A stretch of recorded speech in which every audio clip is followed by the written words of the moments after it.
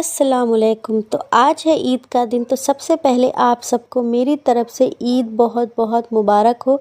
तो सुबह उठते ही सबसे पहले निकाल दिए थे हस्बैंड जी के कपड़े, क्योंकि उन्हें जाना था नमाज़ के लिए। तो ये तो हो गए थे नहा धो के रेडी। तो फिर मैंने इनके लगा दिया था इत्तर, फिर भेज दिया था इनको नमाज़ को।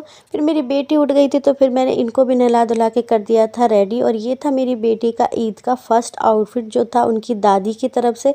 माशाल्लाह से ये बहुत ही ज़्यादा प्यारी लग रही थी। काम तो मैं लग गई थी घर के कामों को निपटाने में। तो सबसे पहले मैंने कर लिया था अपने घर को क्लीन। फिर मैं भी हो गई थी नहा धो के रेडी। और आप लोग कमेंट में बताना कि मैं कैसी लग रही थी। फिर मेरे हस्बैंड आ गए थे नमाज़ पढ़ के। फिर इन्होंने मुझे दी ईदी, जो सबसे ज़्यादा इंतज़ार रहता है हमें ईद पर हस्बैंड से ईदी मिलने का। फिर मैंने अपनी बेटी को पहना दिया था ये सेकेंड आउटफिट, और ये भी बहुत ही ज़्यादा प्यारा लग रहा था इन पर।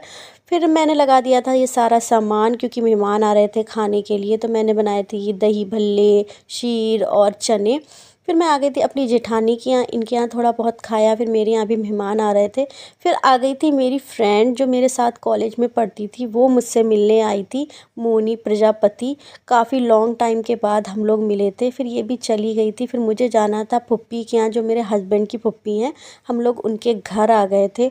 और फिर इनके यहाँ भी लग गया था इतना सारा सामान, और मेरी पेट में ना जगह ही नहीं थी कुछ भी खाने की।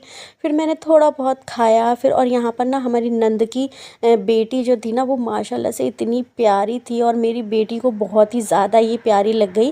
कह रही थी मम्मा इसको घर लेकर चलो। यहाँ से फिर हम चले गए थे अपनी नंद के यहाँ। वहाँ थोड़ी देर बैठे और बहुत ही ज़्यादा थक गए थे, तो आ गए थे अपने घर। आप लोगों को व्लॉग अच्छा लगा हो तो सब्सक्राइब करें। अब मिलेंगे कल।